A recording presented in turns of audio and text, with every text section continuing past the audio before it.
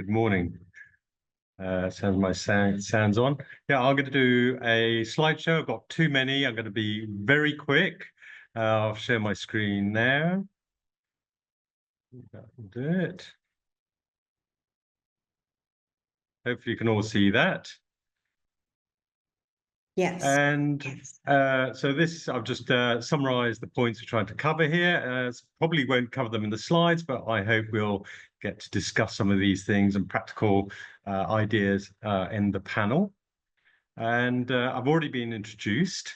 My background is as an ecologist. I studied marine biology. I did a lot of travel. I was quite itinerant, landed back in the UK.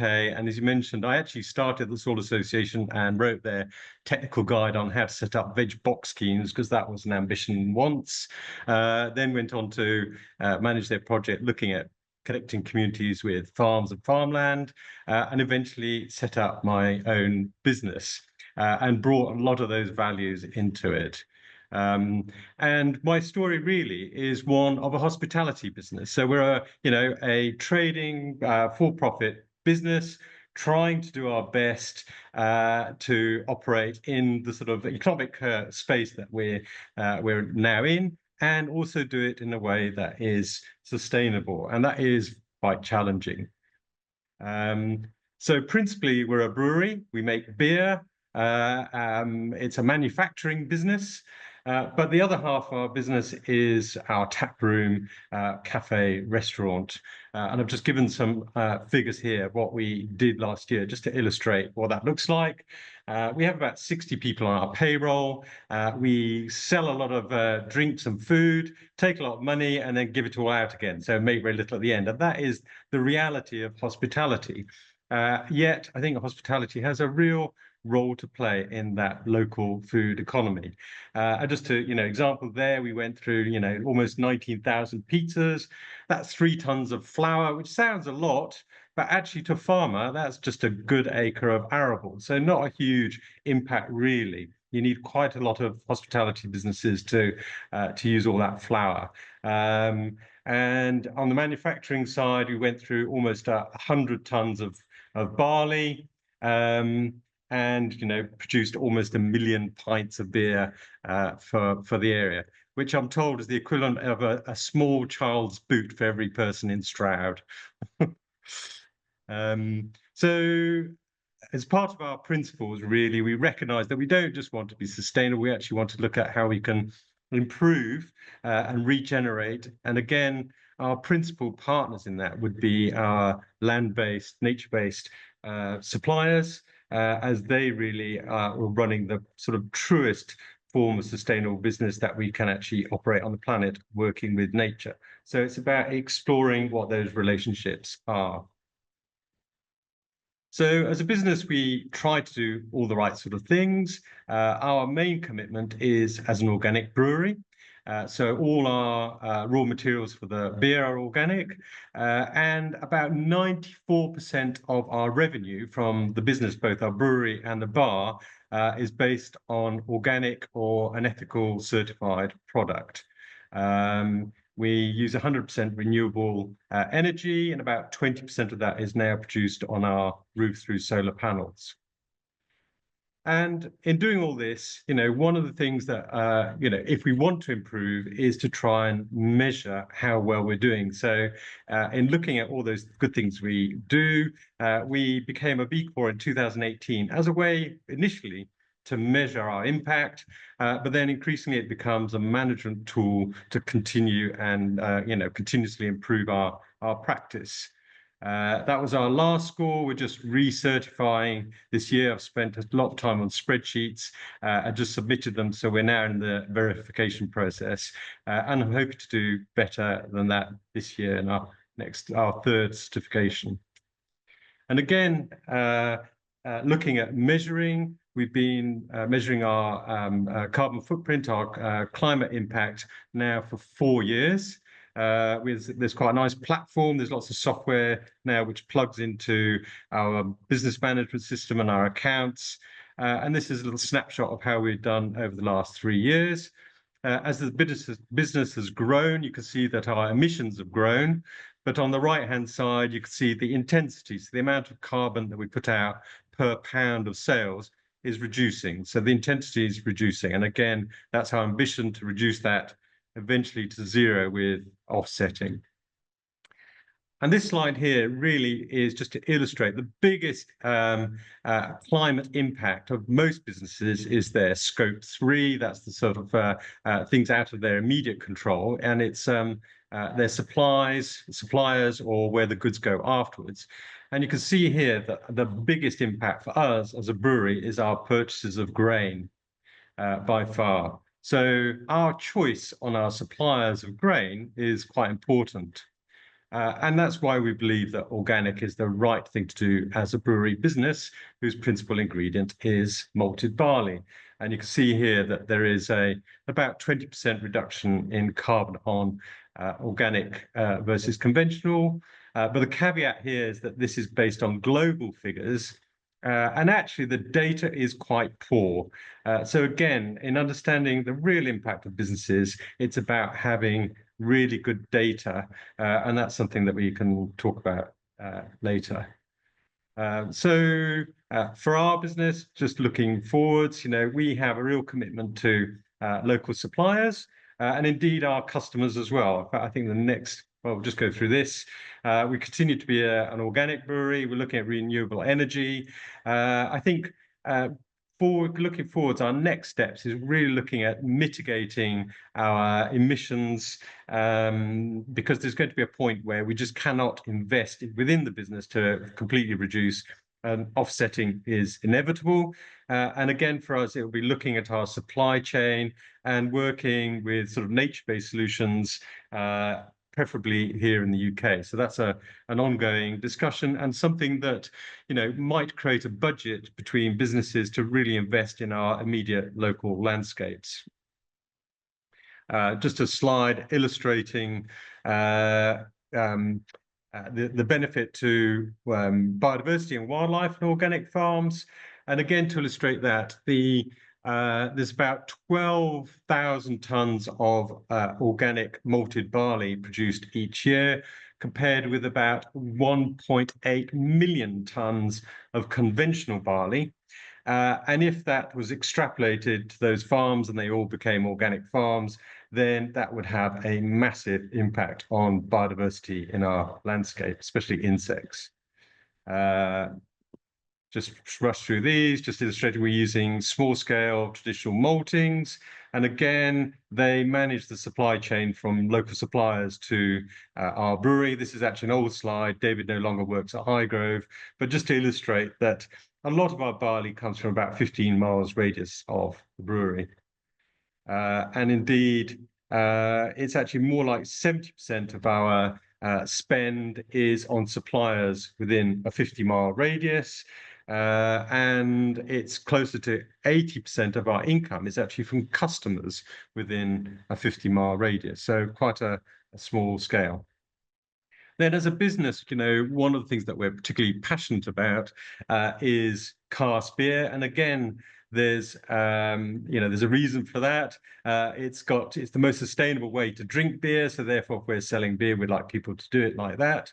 And I think what's really interesting for us is that cask beer has been developed over centuries as a means of making a tasty product and delivering it in the least impactful way. It was developed pre-industrial times, and actually there's lessons to learn. It's sort of a culturally embedded way of making beer in the UK, and it's very unique to our climate and our culture. So it's quite a nice example of a cultural development of how you can actually produce a sustainable product. And that's just saying the same thing. So looking forwards, we are a business that has a global view. We appreciate that our immediate actions and our local actions have that global effect. And I think, if you're from Stroud or know Stroud, you'll probably know the character Budding, who invented the lawnmower. And we use that as a small anecdotal story, just illustrating how a single person's actions can have a global effect. And I think really to conclude our story really is that, as a business, we're trying to do good things. We're trying to change our impact on the planet. And probably the single most impactful thing that we can all do as individuals is to spend our money in the places that are making change. And that is really the challenge for businesses like ours, is selling the added value that we bring by our sustainability efforts. Yet that is quite a challenge in our current economic environment.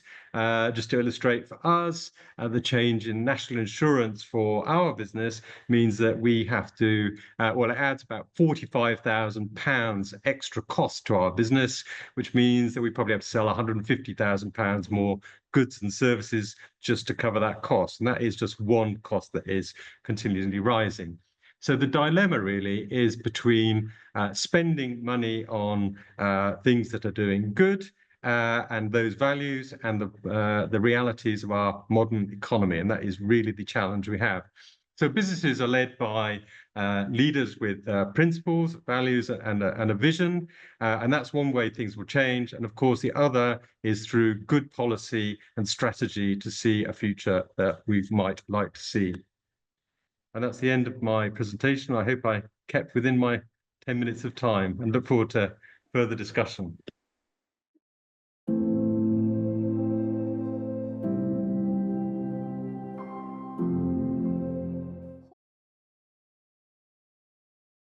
Hello, everyone. Thanks very much for having me. That was really great to hear that, Greg. We are really proud and love being neighbours of Stroud Brewery, and all that happens there. A real inspiration to us, and often a warm bolt hole when we need it. I'd just like to start by saying thanks to the team at the long table. They're all working, so I can do this from home because I don't have an office space there, and the Wi-Fi I'm hoping is going to be better here. And thank you for your time, attention, and questions later. I don't have a presentation, but or slides, but I just have three, hopefully short stories to share with you. And in sharing these stories, I hope that in turn, I'll be able to convey and give you some ideas to transform your food business. So the first story I have is lessons from my grandfather and what I learned about the power of long-term thinking.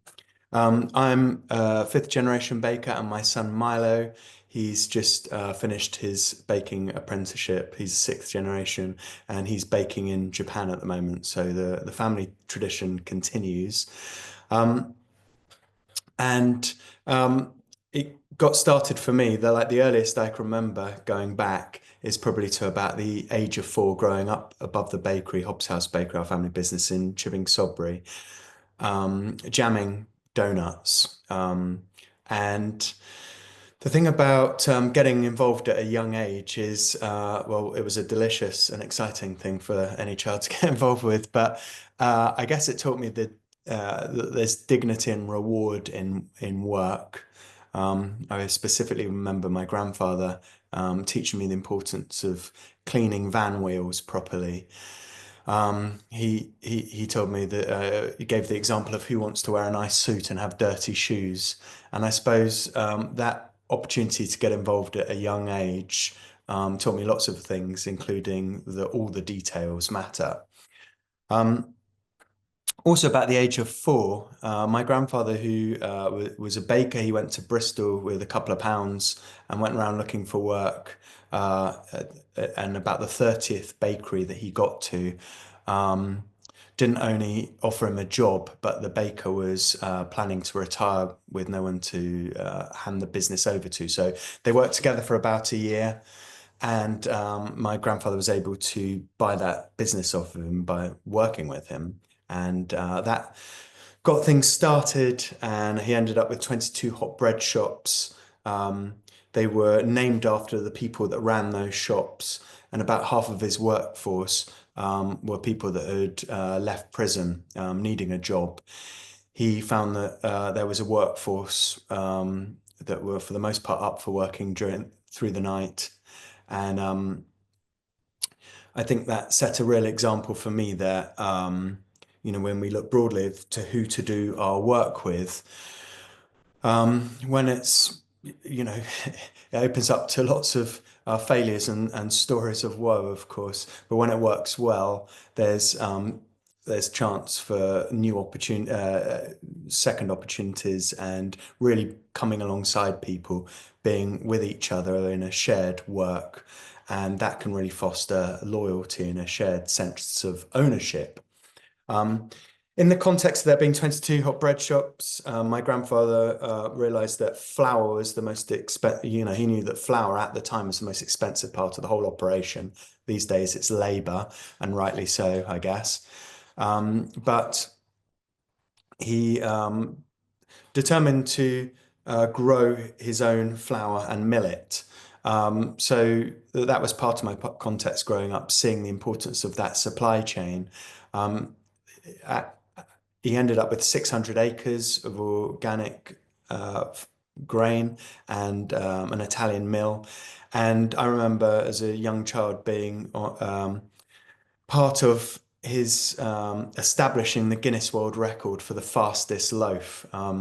There was a combine harvester in the field. There's a video of this up on the BBC News Archives if anyone's interested to watch it. It's black and white, I think, or doesn't have sound, but it shows the combine harvester in that field, and then the grain going onto a helicopter, which I was on, that landed in the Bristol Rovers football ground, which is sadly now an IKEA, and then the grain being taken into the mill where my dad was baking in a tie.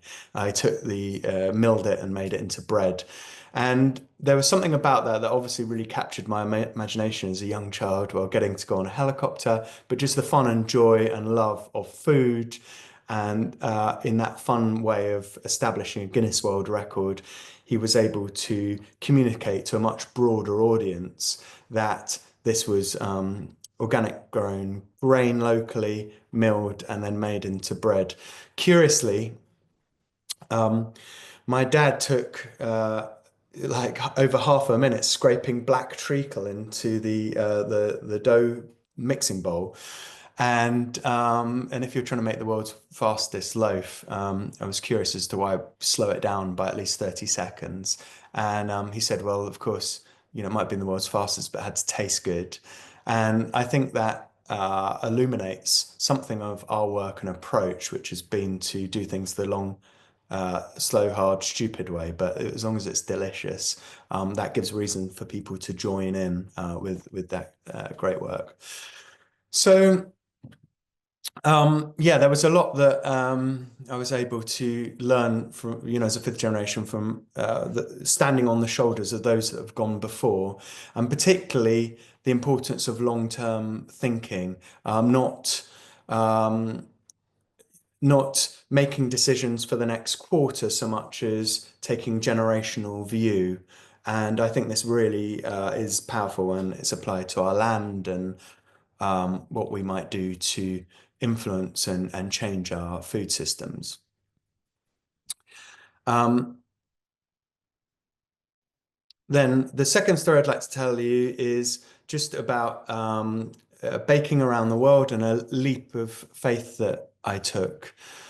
I've had the most wonderful experience of baking some really extraordinary places in the jungle in Calais, in the favelas of Brazil, and in the slums of Nairobi. Really harsh contexts, those, but people eating and needing to eat nonetheless.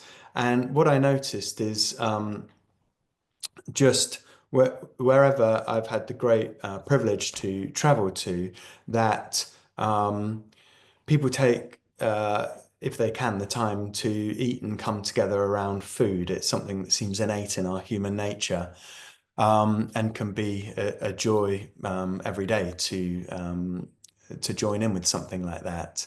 I got to to share my passion and love of baking and food through TV shows. I did some with my brother, and that took us all over the place. And during that time, that lasted for about 5 years, and it's a long time ago now. But during that time, I was invited to become an ambassador for an international development charity called Tear Fund. And I went with my son Milo to offer a workshop and see if we could teach skills to young women who'd escaped trafficking in Laos. They'd often been, these young women had often been offered work over the border in Thailand. And that's the beginning of a very sad story for millions of youngsters around the world. And it was there that I really saw the value of, that old saying, if you give a person a fish, they might eat for the day, but if you teach a person to fish, they might never go hungry. Well, there I was invited to share a baking workshop with a dozen young women under a mango tree, and with my son Milo, who's just 13 at the time. And seeing how those young girls lived really broke my heart. But their resourcefulness to cook with just next to nothing, using whatever could be found, really gave me a reason to stop and consider my part in this whole picture of our food and what we do.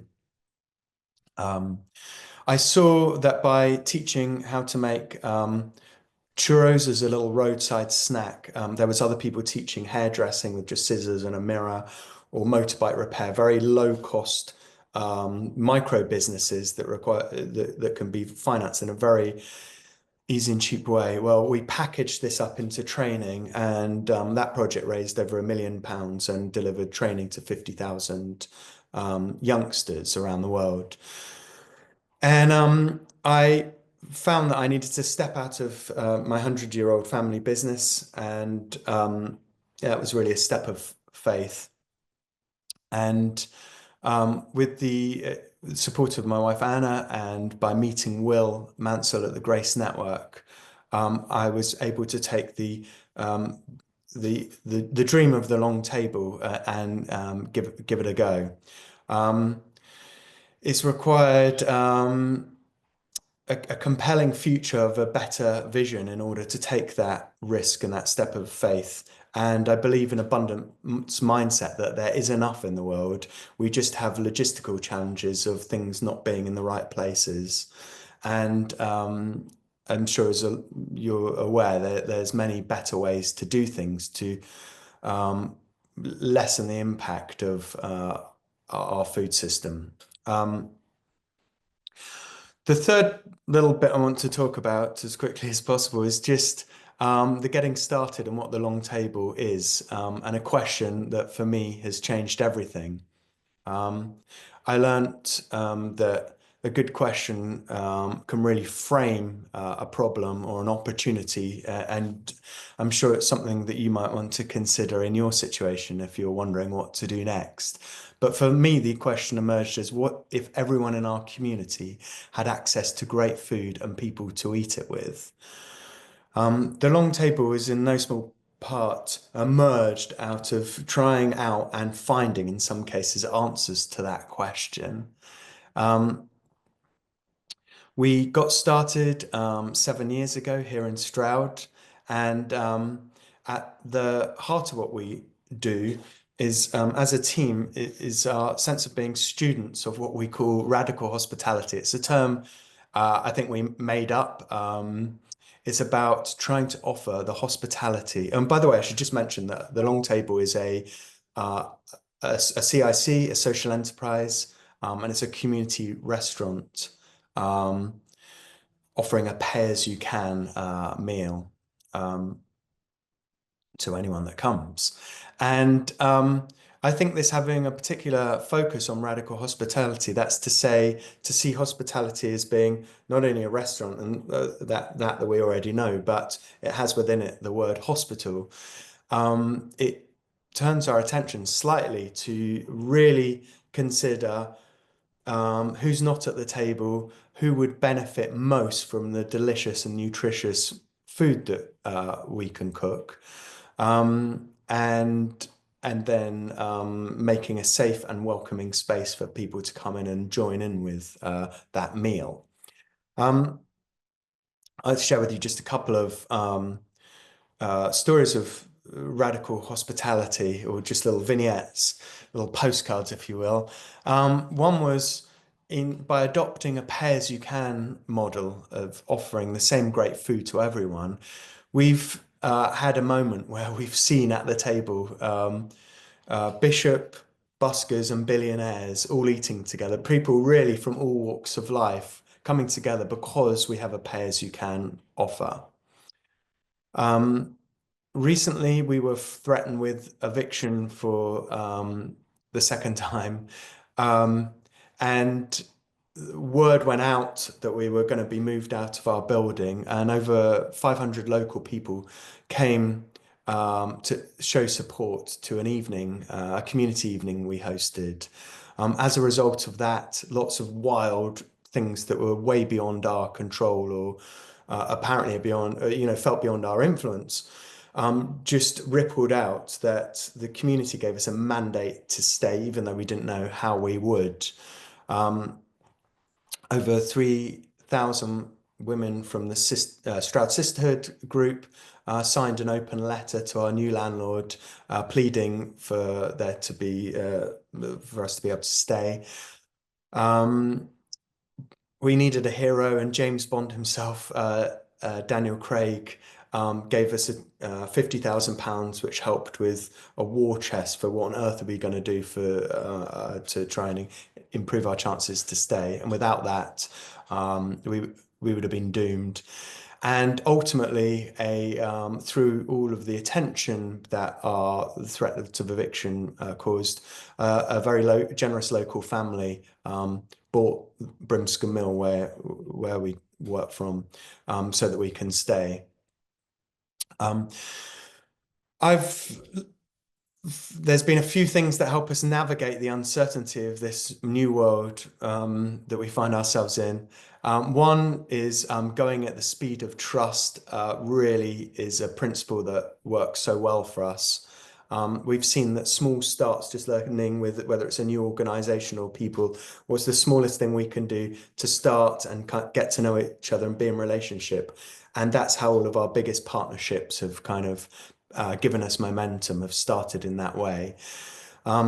We really pay attention to try and add value to every step, like the cleaning the van wheels, whether it's scrapping, turning the scraps from our food into compost, celebrating great producers, Eric and Greg amongst them, and measuring success in the number of meals served at the table. There's so many metrics that we can measure, and I'm fairly confident that just having one that's goes before all others is really important. So we measure the number of meals, and last year at the Long Table in Stroud, we served over 40,000 meals, pay as you can. And we've recently opened in Cirencester, where we hope it will be at least as busy, if not more. And we've raised money and started training a team to open in Bedminster in South Bristol later this year. So that's the main things I wanted to share with you. I've just got a couple of other things I noticed in the notes around blue sky thinking. That there's a question that we're all encouraged to ask of ourselves. I was invited to think recently about, if I had 10 times the amount of agency, what would I do now? Which is another way of getting into blue sky thinking space. And for me, I would love to do more coaching, to continue to host great and better events.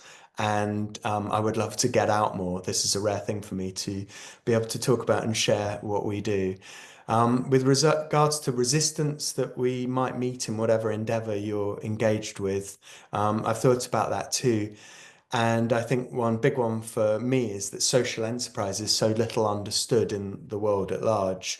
The shorthand I use for describing it to people that have no idea what it is to say that it's like having the body of a business, but with the heart of a charity. So if that's useful for you, there you go. And then with regards to any actions, well, I would encourage you, if you don't have anything to write down in an action, you could consider eating together and think about who you might invite to join in with you when you eat together. We found that's been a great energizing way of making change and bringing things into being. Who is going to support me? That's something that you might be well asking yourself. If you're working on something new, I think you can know if you're on a good path if you are with others. And it goes without saying that the more diversity you have around you, the better that will be, the better outcomes you're likely to find. And do once? What did you do once you knew was a question we were all asked earlier. And that was that there's so much challenge out there and so much opportunity in the world of food that we're really helped by this saying, feeding change one bite at a time. We can only ever really do one thing, one bite at a time. But if we do that well, it can really help move things forward, and the cumulative effect of that can be massive. But most importantly, just to get started. So my closing thoughts to you are, and these are taken from my work I've done with the Do lectures, are that I'm convinced that teams win. Doing anything on your own, certainly for me, can be very lonely and wretched, but when you're with others, that really can help. That givers get lucky. When we center the need of those around us, then we become more fortunate. And I think that little story about the threat of eviction and being turned around to being able to stay is a case in point. My final thing to you would be that we have learned amazing things happen when we eat together. Um, yeah, that's it. I'm going to share in the chat our food policy and our social impact report. And I look forward to hearing any questions you might have and eating with you someday soon at the long table. Thank you very much.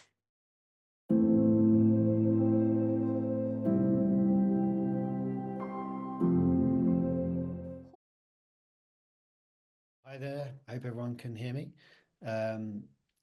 So I'm Eric, I run a small farm in Stroud, and what I wanted to talk about today was how we can have a look at farming, so the primary producers, and maybe how we might want to do things a little differently. So very simplistically, conventional farming might be looked at as a means of reducing down what you can grow to very few different products and simplifying the process as much as possible and focusing a lot on yield. So how much can we grow for a given area, and then trying to get more area so that we can grow even more. In some ways that makes sense if it's a sort of manufacturing process, but the challenge is manifold. One is that you end up not thinking about the impact on the land. So it's a very extractive process. And the second is that there's a lack of link between the food you're growing and the people who might be eating it. What we might want to consider, and what we try and do at Good Small Farms, is rather than looking at how much we can possibly grow, looking at how much do we need to grow.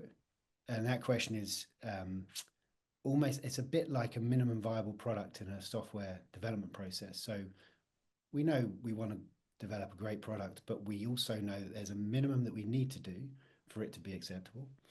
And so we've looked at it in that term. So not how much broccoli do we need to grow. Not how much broccoli can we grow, but rather how much do we need to grow to cover the cost of the salaries of the people growing it. We can always grow more, that's great, but what do we need as a minimum?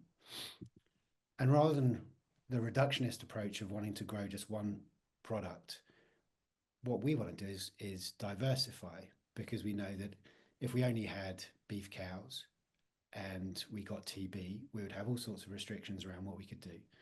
Whereas if we've got beef cows and we've got chickens and we've got a market garden, if one of those runs into problems, extreme weather, for example, then hopefully the others will be able to cover the shortfall. And rather than focus on the amount we grow, what about if we focus on quality? And that's a really tricky one, because there isn't a universal definition of quality in food. There's not even a definition of quality in a given product. Take a carrot or a piece of beef. However, we are getting there. And I think the technology is going to be right around the corner in terms of being able to quantify the quality of food in a greater way than just a proxy of taste. And then finally, what if we develop that connection with the people who are actually consuming the food? How would that impact the relationship of the farm with its community, the connectedness that the farmers might feel, the feedback they might get on hopefully delicious food? So it's a very different approach to conventional farming. It's not without its challenges, though. It's far easier to consider one product and sell that product to one person, rather than say, we have a market garden and we're growing 50 different products and we have many enterprises. So we're probably close to 70 products that we're trying to sell. That's hard to manage, much harder than one product. There's a complexity around the sales channels. We need to also be selling through different channels with different temperature control requirements. And the smaller you are, the more challenging efficiency is. If I've got a very big field and very big machinery, I can grow really cheaply, in effect. And if I've got a smaller field and I have more complexity to where I'm growing, it's going to inevitably be less efficient. And then there's a communication. So internally communicating across different enterprises, different products is challenging. But also from a brand perspective, if we are known for growing broccoli, then we become the people that grow broccoli and we have a brand associated with that. If we're growing a diverse set of products, then the challenge is to make that messaging clear. So we're a 100-acre farm in Stroud. We're only 3.5 years old or young. And with that comes many advantages and disadvantages, I suppose. I'm not a 7th generation farmer. I'm 3.5 years old farmer. And that's a really interesting perspective to have. I don't have any cultural legacy. I don't have any, or haven't had any particular emotional attachment to the farm or the land. Doesn't mean I'm not passionate about it. It just means my father didn't farm. And it gives an interesting perspective, because I spent my life doing other stuff, including software and tourism and wellness retreats. And so that perspective means at least for the first couple of years, I could ask really stupid questions and felt it was okay. I'm now getting to the point where I have to sort of know a little bit about what I'm doing. But what we're trying to demonstrate is that it's possible to be a mixed regenerative farm at a relatively small scale and be viable. And by viable, I mean profitable. In order to demonstrate that, we wanted to also have third-party verification. So rather than just saying we're doing good stuff, we felt that it was important to actually get third parties to check and make sure that we were. And for that reason, we are certified organic. We're also, as of last year, B Corp certified, and our cows are Pasture for Life certified. Our vision and our mission are bigger than the one farm, and that's why it's Good Small Farms and not farm. We want to be able to use what we're learning in Stroud to demonstrate that it's possible to do it elsewhere, and ultimately provide support for others considering developing a more regenerative small farm.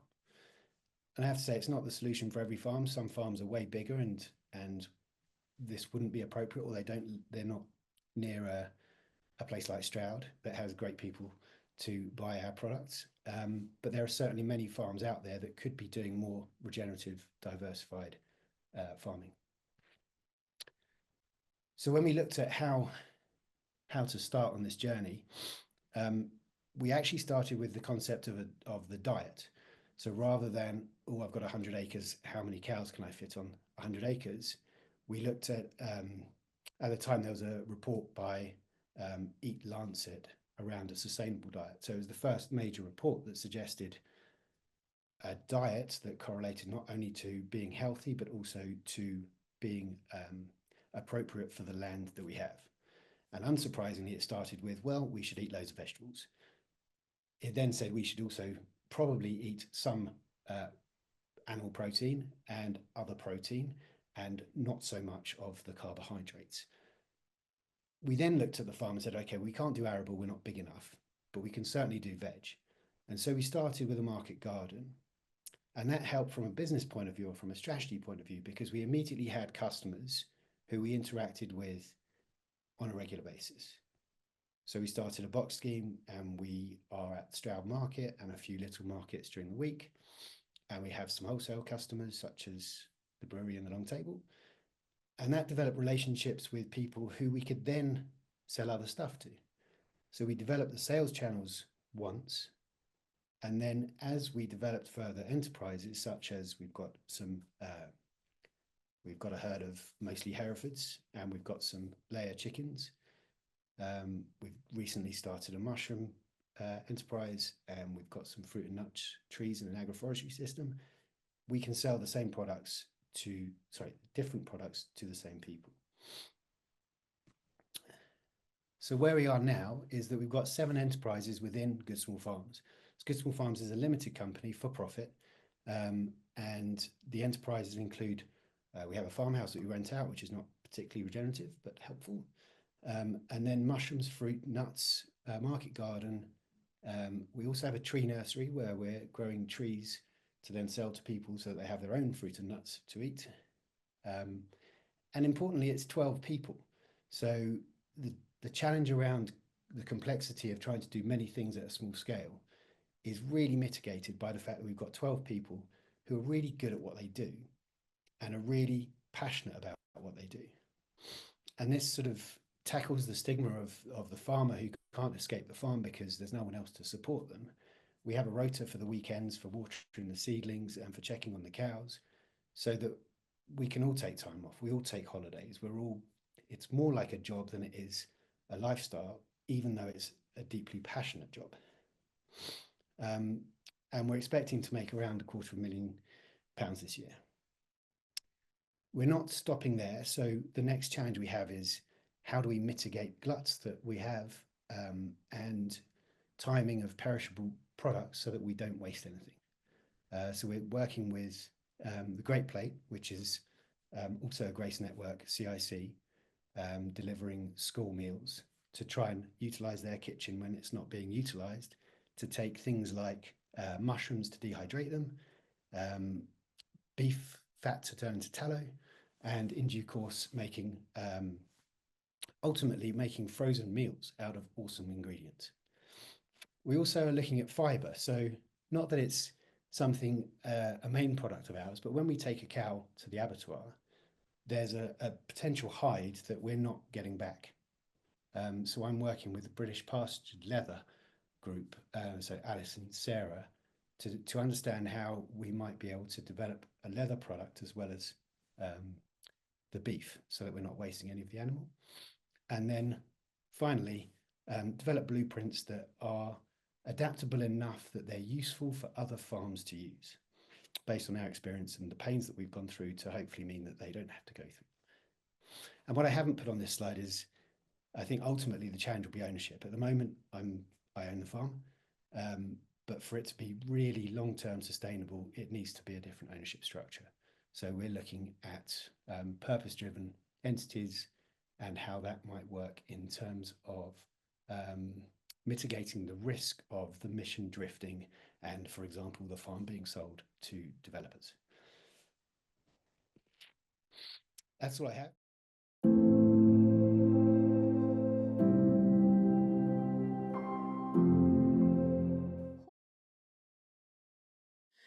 So Greg, I think this conversation, this question is for you, and it's from Bill Grayson. Could you get the relevant emissions data from the individual suppliers of your organic barley? Might this be something that could be promoted within the certified organic supply chain? Hi, yeah, that's a really good question, and it is something that we're looking at, both with the organisation that helps us with our carbon footprinting. They're working with all suppliers to try and get better data. And even with our own farms, so we're doing a few case studies with local farms, and the reality is that actually carbon emissions are very different in each field, and even in each part of every field. A farm is quite complex. Eric also hinted at yield. Organic crops tend to yield a bit less, and that actually counts against it because you have a yield factor for that area of land. But the model for carbon footprinting doesn't really consider the other outputs of that field at the time. So, it could have an undersown crop that might then be grazed, or, there's wider factors which really aren't measured within the carbon footprint. Things like nitrate runoff, the cost of cleaning, the impact of that, the loss of soil, those things aren't really measured within a carbon footprint. So it's a lot more complex. And quite often, I think we have to look at whole holdings really, and their effect on the landscape, as well as just an individual field crop. So it is a bit of a complex issue, and again, more complexity to explain to a consumer rather than a simple metric of a carbon footprint. Thank you, Greg.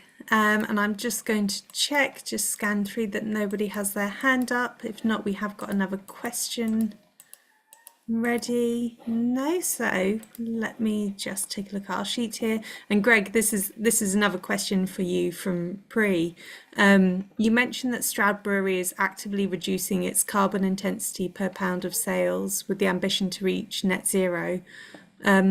What have been the most effective strategies in achieving this, and what challenges have you faced? And then also to Tom and Eric, how does this approach resonate with your own experiences in reducing the environmental footprint of your food businesses? What key lessons have you learned in balancing sustainability with operational realities? So to answer the question, it's no one single thing at this point. It's all incremental, so lots of little things. I mentioned organic, so that's a big commitment for ourselves, and that has some impact. We're already using 100% renewable, but that electricity still has to get to us. So there is an emission factor for using mains delivered electricity. By having solar on our roof, that reduces that intensity for the electricity, even though it's still renewable. As I was doing the figures this year, I noticed that our gas had dropped, which was quite strange because we only use gas for one thing, and that's boiling beer. And I went to the brewers, and they said, "Oh yes, we decided not to boil the beer for 70 minutes. We started boiling it for 60 minutes each brew, and we did that a year ago." And that showed up on the figures. So again, a little incremental change. And it's right across the board. It's, maybe putting widgets on our plugs for fridges. Fridges don't need to be on 100% of the time. If they switch on and off and do half the time, they still seem to keep cold, but that reduces your electricity usage. So it's really nibbling away at what we can do. There's some big capital investment we can make, but there comes a point when those investments really don't deliver the reductions that we might see in the business, because ultimately we're a polluting business. We use a lot of energy, we bring in raw materials, we transport stuff. We've seen potentially our agricultural suppliers, they ultimately have the opportunity to catch carbon within their estates, not necessarily in the crop. So planting trees, solar on their roofs. So it's our suppliers that will reduce. And again, our biggest emissions are really not our direct ones, but through our scope 3, and it's our suppliers and then our customers downstream. So what we have to do is just wait and see them make their own improvements, and out of that, the result will be that our impact will also reduce. So it's about policy and supporting those other businesses, and eventually the whole picture gets better. But yes, it's an incremental process. Thanks, Greg. Tom, Eric, did either of you want to speak to that question? I'm happy to repeat it if helpful. Yeah, no, it's a good question. Just a couple of examples. So when I bought the first 5 cows, actually from Stroud Community Agriculture across the road, I had done all the academic kind of learning and understanding of how mob grazing worked, and I had attended the savoury holistic planned grazing training, and so I just assumed it would be good. When we got to the point where we had an enterprise sufficient to employ someone, we determined the carrying capacity based on mob grazing and benchmarks out there, and we bought considerably more cows. It then turned out that we had too many cows, and we couldn't have known that necessarily because we were going on benchmarks that were out there rather than on the specific carrying capacity of our fields, with the weather that was pretty challenging in the last couple of years. But what it made me realize is that just by adopting good principle doesn't mean you're going to guarantee good outcome. And it sounds so obvious now, but it was quite a sort of moment. So we've since reduced the number of cows that we're carrying. And it may be that as we regenerate the soil, we can get to that capacity again that we thought we already could achieve. But right now we're at fewer cows than we were a year ago. And the second one is, it's again a scale. So we have 180 layer chickens, so egg producing chickens, and we're looking to double that next month. And we're also going to develop a broiler process, so for table birds. We're getting to the point where it could be interesting to try and develop our own feed. At the moment, we bring it all in, and that's easy because we just place the order and it arrives. It's not very circular. It's not very. It's probably not very good environmentally speaking. But what I don't know is whether it would be better for us to develop our own feed mix, and whether at our scale we can justify the equipment and the processing and the time, and whether it would be beneficial from an environmental impact perspective, because obviously we're small scale inefficient with small machinery. So that's a thing that we're going through, which I think is potentially counterintuitive, because you want to instinctively close all of these externalities, but actually the most efficient and the most carbon sensible might be for a big manufacturer to produce the organic pellets. Thank you, Eric. And Tom, did you want to speak to sort of any of the, just going back to the question, effective strategies in aiming to try and reach net zero or reducing the environmental footprint of your food business?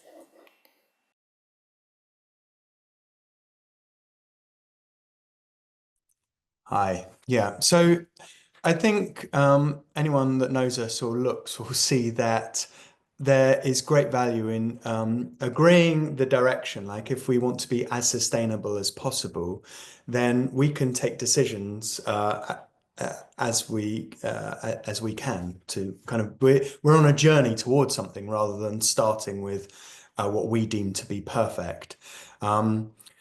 Someone else said it as just make it exist first. You can make it good later. That really speaks to me. I think with this approach, we think, okay, well, we're a community restaurant. Where might we be creating impact with energy usage?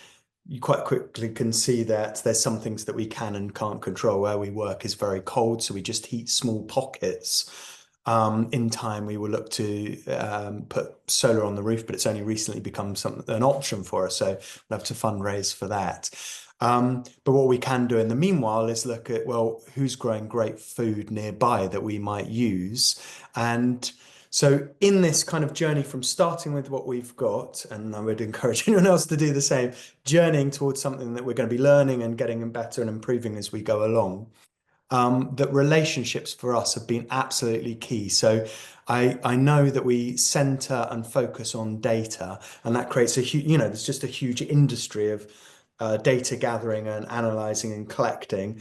And we somehow got to work out our relationship between what we're doing and what we might know. And often in what we might know, there's so much that competes with each other. So yeah, we navigate that through relationship. And one way and one particular aspect of relationship might be considering youngsters as such an important part of that. Sorry if I have an indulgence to talk about my childhood, but I really believe that any way we can share what we're doing in a tangible, hands-on way with youngsters and children will, that's a hopeful thing always in and of itself. We've run a thing called Teenage Kitchen, which finds youngsters that are carers, or we've had youngsters that are rough sleeping, typically year 10, so 15-year-olds, they might have fallen out of the school system, what have you. And our first cohort of that we did in the summer of 2020, when everyone was doing help out to eat out, and whatever that was. And instead we did the Teenage Kitchen, and we found a local young lad, Owen. He became an apprentice. We put him through an apprenticeship with Gloucester College, and now 21. He came to us, who's dragged him by his mum, and he was very reluctant. It's been a really difficult couple of years, but we got safe and to know each other. And he now is his ambition to teach youngsters how to cook and share that those skills that we've given him with others. And now he leads our Teenage Kitchen project. And so I know that might not seem to do with net zero, but it's about like who's with us that might care about the same things we do, sharing values and being fed day to day by seeing the great outcomes that encourage us along, and the data and people that come around us that might help us make good choices. That's all part of that, and can be empowering and help us prioritize as we think ahead. Yeah.